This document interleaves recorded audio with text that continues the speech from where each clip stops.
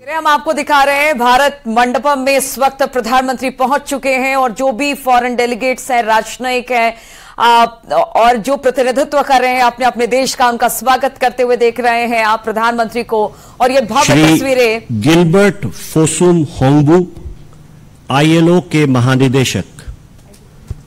Mister Gilbert Fossoun Houngbo, director general ILO।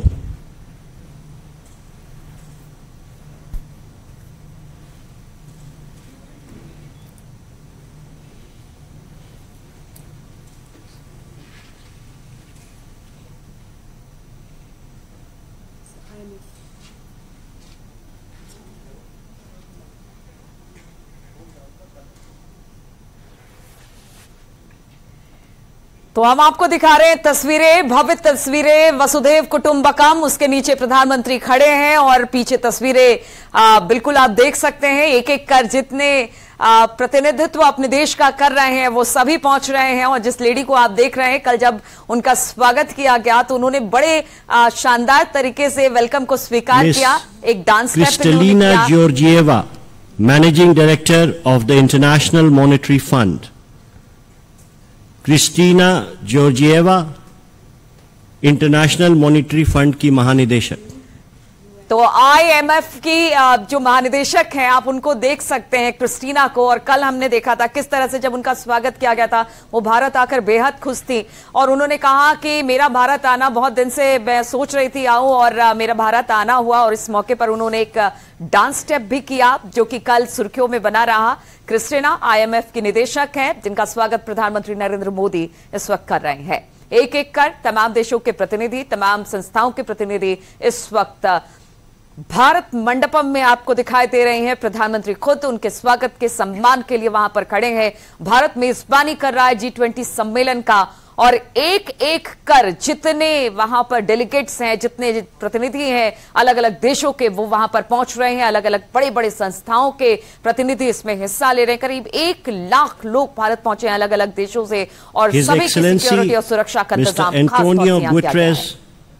Secretary General of United Nations, माननीय Antonio Guterres, संयुक्त राष्ट्र संघ के सेक्रेटरी जनरल। तो एंटोनियो गुटेरेस को आप देख रहे हैं और बिल्कुल एक बड़ी सी स्माइल के साथ प्रधानमंत्री भी उनका स्वागत कर रहे हैं।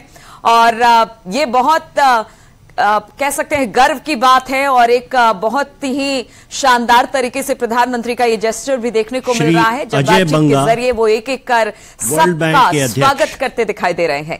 Mister Ajay Banga, president of the world bank.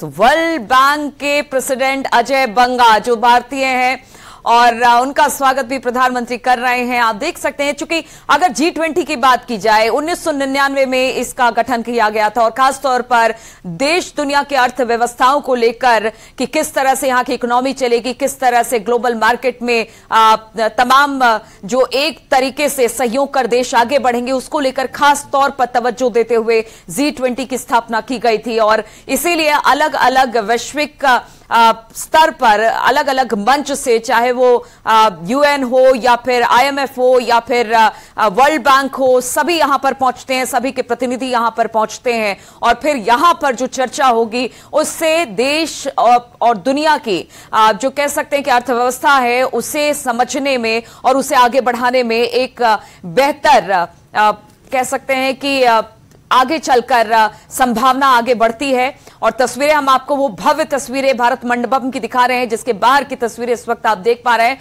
और अंदर प्रधानमंत्री स्वयं मौजूद हैं। एक एक कर जितने भी जनप्रतिनिधि अपने अपने देशों से आए हैं, जितने भी प्रतिनिधि अपने देश का प्रतिनिधित्व कर रहे हैं, उनका स्वागत करते हुए उन संस्थाओं के प्रतिनिधि जो कि वैश्विक मंच पर जिनका काफी महत्वपूर्ण योगदान है, वो भी तमाम लोग यहां पर पहुंच रहे हैं। तस्वीरें हम आपको सीधे दिखा रहे हैं भारत मंडपम से। Adhanom Ghebreyesus, director general of the World Health organisation.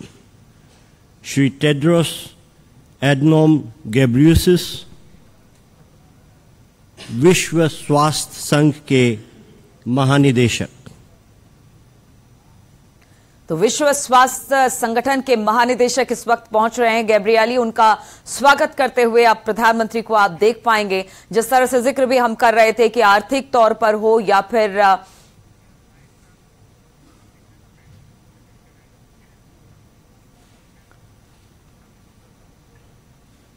और देखिए अभी कुछ देर के बाद 10:30 बजे जब इन मेहमानों का स्वागत प्रधानमंत्री कर लेंगे तो पहला सत्र द अर्थ की शुरुआत होगी। उसके बाद 3 बजे के आसपास द फैमिली की शुरुआत होगी, जो सत्र का नाम दिया गया है। और फिर कल एक और सत्र का आयोजन किया गया है, वन फैमिली वन अर्थ, जिसको बार बार भारत जिसका जिक्र करता रहा है, वसुधैव कुटुंबकम का नारा देता रहा है। इसलिए सत्र का नाम भी द अर्थ और द फैमिली से इसकी शुरुआत हो रही है। 2 सेशन में इसकी शुरुआत की जाएगी और उसी के लिए मेहमान अब पहुंचने शुरू हो गए। 10:30 बजे से यह सत्र शुरू होगा। और कल के जो सत्र की बात की जाए, वन फ्यूचर, अगर सब एक हैं, सब एक धरती, एक फैमिली, तो फिर सबका फ्यूचर भी एक होगा। इसलिए कल के सेशन का नाम वन फ्यूचर दिया गया है। तो तस्वीरें हम आपको लगातार दिखा रहे हैं, भारत मंडपम के अंदर की और बाहर की तस्वीरें। कितनी भव्य तस्वीरें, कितनी सुंदर तस्वीरें, किस तरह से भारत मंडपम को सजाया गया है। सब तमाम देश, जो 20 देश इसमें हिस्सा ले रहे हैं, उनके भी आप फ्लैग्स को देख सकते हैं किस तरह से सजाया गया है। और तमाम आने वाले जो लोग हैं उनको किसी तरह की दिक्कत ना हो, सुरक्षा काफी बेहतरीन की गई है। एक एक व्यक्ति पर नजर रखी गई है और उसके आसपास के इलाकों पर भी नजर रखी गई है। और अंदर की तस्वीरें भी हम आपको दिखा रहे हैं कि प्रधानमंत्री जो देश हैं, जो देश के प्रतिनिधित्व हैं, अलग अलग संस्था के प्रतिनिधित्व हैं, उनका स्वागत करते हुए प्रधानमंत्री श्री नरेंद्र मोदी।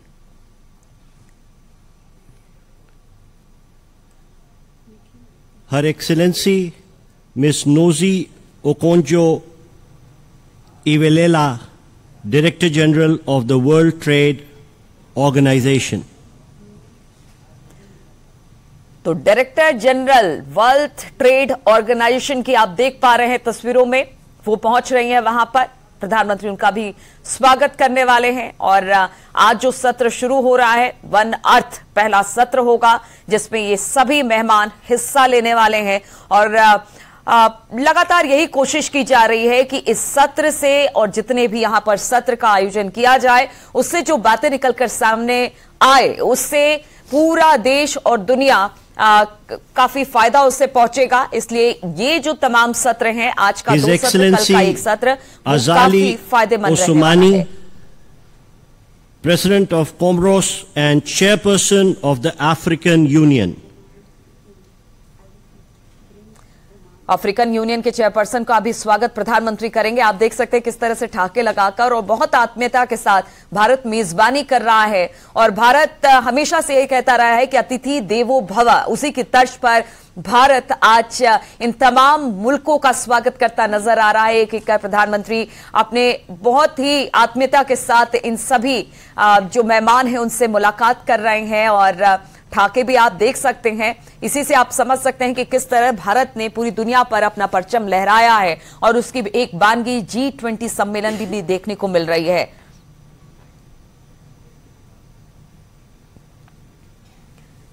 तो एक एक कर तमाम लोग पहुंच रहे हैं और जिस रास्ते से गुजर रहे हैं वहां पर भी हम आपको बता दें कि किस तरह से भारत की जो सभ्यता और संस्कृति है, उस रास्ते पर भारत की सभ्यता संस्कृति भी दिखाई दे रही है।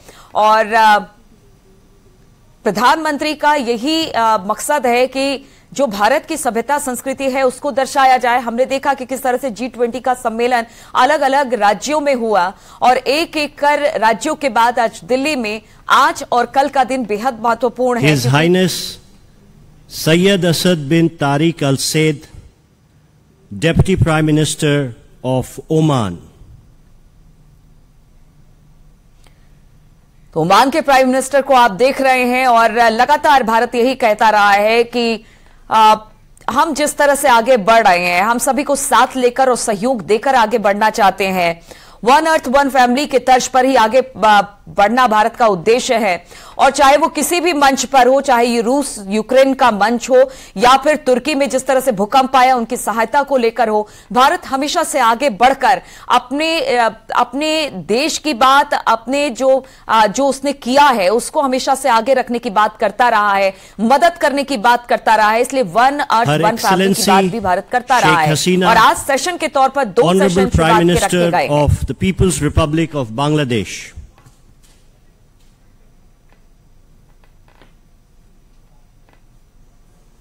तो शेख हसीना को आप देख सकते हैं, बांग्लादेश की प्रधानमंत्री, और वो भी पहुंच चुकी हैं। कल हमने देखा था कि द्विपक्षीय वार्ता इनके साथ भी प्रधानमंत्री की हुई थी। कल भी कुछ द्विपक्षीय वार्ता हुई थी, जो बाइडेन के साथ हुई थी बांग्लादेश की, और आज भी कई सारी द्विपक्षीय वार्ता होने वाली है। बातचीत करने के लिए हमारे साथ हमारे सहयोगी अनूप गुप्ता भी लगातार भारत मंडपम से जुड़े हुए हैं और वो वहां से जानकारी दे रहे हैं कि किस तरह से वहां पर क्या कुछ हो रहा है। अनूप जी, हम देख पा रहे हैं कि एक एक कर जो तमाम वैश्विक संस्था है उनके प्रतिनिधि, तमाम देशों के प्रतिनिधि वहां पर पहुंच रहे हैं, जिसका प्रधानमंत्री बड़ी गर्मजोशी के साथ स्वागत कर रहे हैं।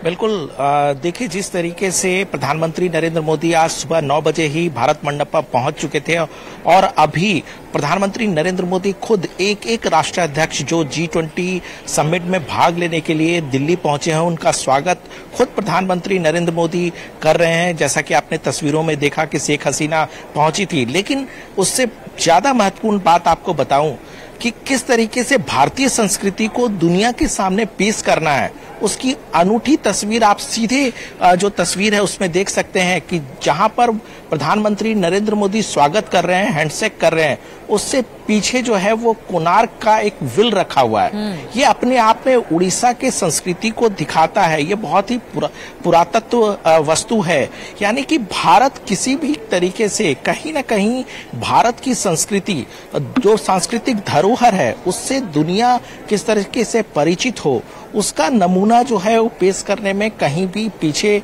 नहीं रह रहा है। क्योंकि अगर भारत मंडपम में आप जाएंगे तो बहुत बड़े नटराज की मूर्ति आपको दिखेगी, यानी कि भारत, और दूसरी भारत मंडपम में जब आप इंटर करेंगे तो हर जगह भारतीय संस्कृति की झलक जो है वो आपको देखने को मिलेगी। तो एक बड़ी बात आपको कह सकते हैं कि किस तरीके से भारत अपनी पहचान को दुनिया के सामने रख रही है।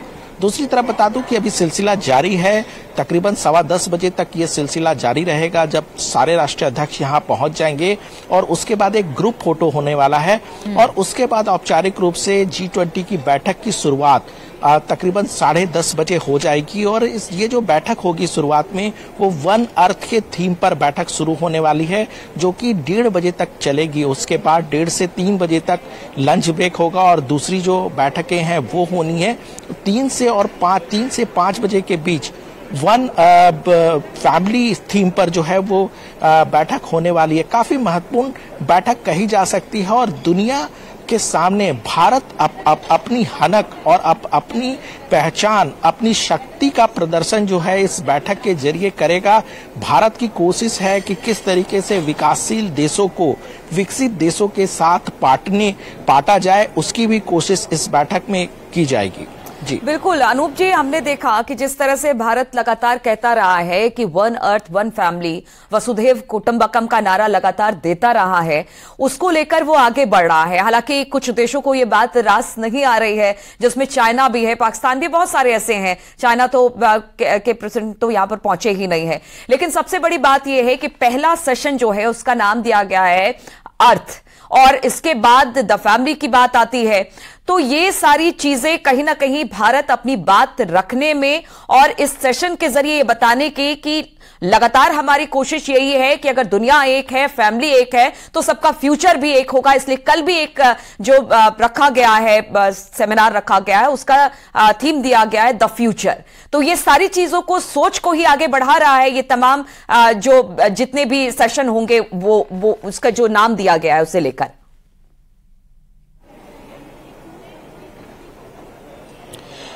बिल्कुल, देखिए जो प्रधानमंत्री नरेंद्र मोदी ने मनी कंट्रोल को एक्सक्लूसिव इंटरव्यू कुछ दिन पहले दिया था, उस पे भी उन्होंने ये बात कही थी कि सबका साथ सबका विकास, ये जो है वो मूल मंत्र है भारत का।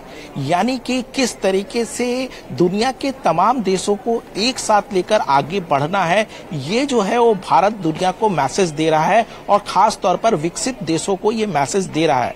भारत का मानना है कि अगर विकासशील देशों को किसी भी तरीके से पीछे रहने दिया जाए तो इसका खामियाजा विकसित देशों को भी भुगतना पड़ेगा। और शायद इसी थीम की वजह से वसुधैव कुटुंबकम इसका थीम रखा गया है इस बैठक का। और जो 3 सेशन होने वाले हैं उसके भी 3 सेशन का अगर थीम देखें तो वन अर्थ, वन फैमिली और वन फ्यूचर। यानी कि अगर वन अर्थ और वन फैमिली पर अगर हम बात नहीं करेंगे तो वन फ्यूचर की परिकल्पना आप देख ही नहीं सकते। यानी कि सबको साथ लेकर ही चलना पड़ेगा और यही वजह है कि ग्लोबल साउथ का कॉन्सेप्ट भारत की तरफ से दिया जा रहा है। यानी कि ग्लोबल साउथ यानी कि विकासशील देशों को आपको साथ लेना ही पड़ेगा। इंडिया, ब्राजील, चाइना और अफ्रीकन कंट्रीज ग्लोबल साउथ के मेंबर के तौर पर जाने जाते हैं। यानी कि जो विकासशील देश हैं, जो कहीं ना कहीं इस विकास की दौड़ में पीछे रह गई हैं, उनको विकसित देशों को साथ लेकर ही चलना पड़ेगा। क्योंकि देखिए कोरोना के बाद स्थितियां बदल गई है, कई देशों की आर्थिक स्थिति बहुत अच्छी नहीं है। ऐसे में अगर विकसित देश विकासशील देशों को आगे लेकर चलेंगी तभी वन फ्यूचर हो पाएगा। यानी कि सभी देश जो है विकास के रास्ते पर आगे बढ़ पाएंगे। देखना होगा, देखिए कई एजेंडे हैं जिस पर इस बैठक में बातचीत की जाएगी, चाहे वो डिजिटल टेक्नोलॉजी की बात करें या महिला सशक्तिकरण की बात करें, आर्थिक सहयोग की बात करें, क्लाइमेट चेंज की बात करें, ये तमाम मुद्दे हैं। लेकिन देखना होगा कि भारत किस तरीके से एक कॉमन तरीके से इस बैठक में कॉमन आउटकम इस बैठक से वो ला पाने में सफल होती है। लेकिन इतना तय है कि पिछले दिनों जिस तरीके से भारत ने कई बैठकें हर राज्य में की है, जिस तरीके से 2 दिनों तक बैठक चलेगी, भारत ने दुनिया को ये जरूर दिखा दिया है कि भारत कितनी शक्तिशाली देश है, किस तरीके बिल्कुल अनूप जी, भारत कितना शक्तिशाली देश है उससे देख सकते हैं हम। G20 देशों के अलावा 9 और देशों को इन्विटेशन भारत ने जीत दिया जो एशियाई कंट्री है। और ग्लोबल साउथ की बात लगातार भारत करता रहा है, खासतौर पर ग्लोबल साउथ और अफ्रीकन कॉन्टिनेंट्स को भी उन्होंने बढ़ावा देने की बात की है। इधर अगर ग्लोबल साउथ यानी कि साउथ एशिया की बात की जाए तो वहां पर भी जितने देश हैं वो भारत को अब अपना कहीं ना कहीं प्रतिनिधित्व के तौर पर देख रहे हैं। और इसको लेकर भी आज G20 का यह सम्मेलन बेहद महत्वपूर्ण हो जाता है।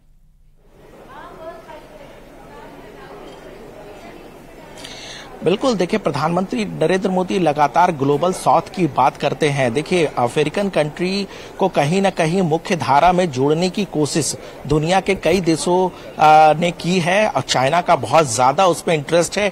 और यकीन जानिए कि इस बैठक का मूल एजेंडा भी यही है कि किस तरीके से अफ्रीकन कंट्री और जो विकास की दौड़ में पीछे रह गई है उसको किस तरीके से आगे लाया जाए।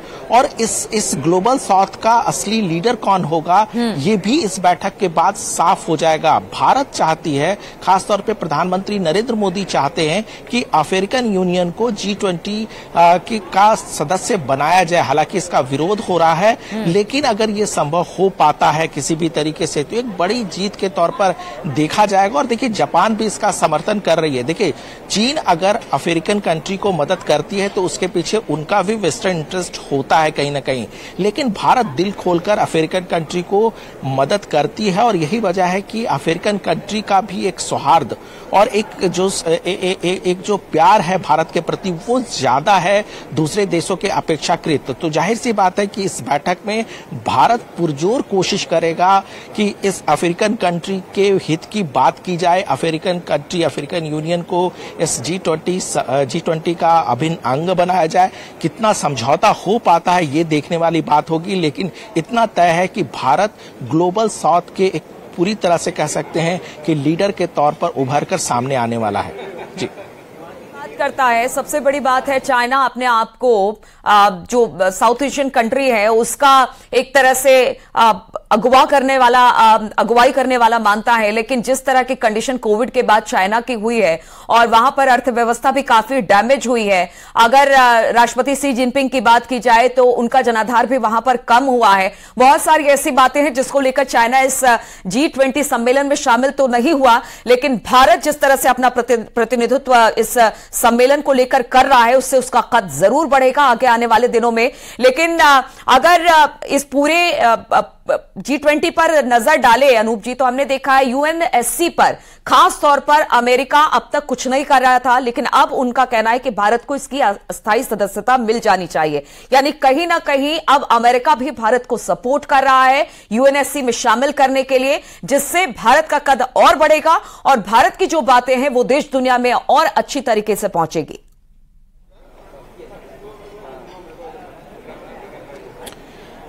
देखिए, एक बात आपको समझनी होगी कि यूनाइटेड नेशन में सिक्योरिटी काउंसिल का स्थायी सदस्य बनने की मांग जो है वो भारत की बहुत पुरानी है, लेकिन चीजें बदली है, परिस्थितियां बदली है। भारत अब ये कह रहा है कि हमें शामिल अगर आप नहीं कराएंगे तो यूनाइटेड नेशन कहीं पीछे रह जाएगा।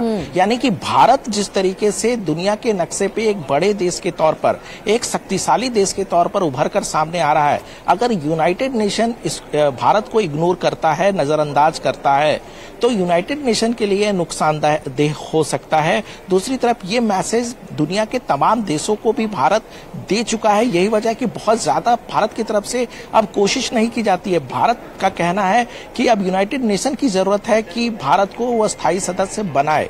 दूसरी तरफ G20 की बैठक के बाद ये तो साबित हो जाएगा कि भारत की कैपेबिलिटी कितनी है, भारत कितना सक्षम है पूरी दुनिया को एक साथ एक मंच पे लाने के लिए, एक साथ दुनिया को चलाने के लिए। ये अपनी जो इनकी ताकत है, भारत की उभरती हुई ताकत, उससे वो दुनिया को रूबरू कराना चाहता है कि किस तरीके से भारत जो है वो न केवल विकसित देशों के साथ एक अपना सामंजस्य बनाकर चल रहा है, बल्कि जो विकासशील देश हैं उनके साथ भी एक अच्छे संबंध बनाकर चल रहा है। देखिए, कोरोना के बाद जिस तरीके से दुनिया में जो आर्थिक स्थिति हुई थी और जिस तरीके से कोरोना के वक्त में तमाम जो गरीब देश थे, तमाम जो पिछड़े देश थे, उनको जिस तरह से वैक्सीन और मेडिकल इंफ्रास्ट्रक्चर में भारत ने मदद की थी, उससे एक बात तो साबित हो गई थी कि वसुधैव कुटुंबकम जो भारत थीम दे रहा है उसका सही हकदार भारत है, कि किस तरीके से भारत जो है वो दुनिया के तमाम देशों को साथ लेकर चलने में सक्षम है। इसके लिए इनको किसी की मदद की जरूरत नहीं है। दूसरे देशों को मदद करने के लिए भारत लगातार आगे आ रहा है। तो ये अपनी सक्षमता है जो भारत ने दिखाया है। दूसरी तरफ बता दूं आपको कि जिस तरीके से जब से भारत को अध्यक्षता मिली है G20 की, तमाम राज्यों के बड़े जगहों पर भारत ने इस बैठक जो मिनिस्ट्रियल मीटिंग G20 की हुई है उसको किया है और उन्होंने दिखाया है कि न केवल भारत जो है वह दिल्ली तक सीमित नहीं है। आपको जम्मू कश्मीर में भी बैठक करनी होगी, आपको केरल में भी बैठक करनी होगी, और आपको हम दिखाते हैं कि किस तरीके से भारत की ताकत है, किस तरीके से भारत कल्चरली रिच है। और इससे जाहिर सी बात है दुनिया जो है वो रूबरू हुई है। और जब 2 दिनों की बैठक के बाद तमाम देश जब अपने देश जाएंगे तो उनके जहन में जरूर भारत की जो ताकत है, भारत की सांस्कृतिक झलक है वो रहेगी। ये भारत उस समय एक नए तरीके से, नए ऊर्जा के साथ, नए पावर के तौर पर देखा जाने लगेगा। जी बिल्कुल, जिस यूएनएससी में शामिल करने की बात भारत करता रहा है, उन्होंने कहा है कि अब जरूरत यूएनएससी को भी है कि भारत को स्थायी सदस्यता दी जाए। और जिस तरह से हमने देखा कि भारत अगर विकास की बात करता है तो भारत संस्कृति की भी बात करता है। और अनूप जी, G20 में हमने देखा कि कश्मीर से लेकर कन्याकुमारी तक अलग अलग जगहों पर, यानी हमारे कहने का मकसद यह है कि श्रीनगर से लेकर तिरुवनंतपुरम तक हमने G20 समिट के अलग अलग बैठकों का दौर देखा है। तो वो संस्कृति और विकास दोनों की बात करता है और उस विकास, उस टेक्नोलॉजी में भारत अपने आप को साबित भी कर रहा है और इस बात का लोहा पूरी दुनिया मानने लग गई है। और यही वजह है कि लगातार भारत अपनी बातों को रखता है तो तमाम देश उस बात को मानते भी हैं। अनूप जी,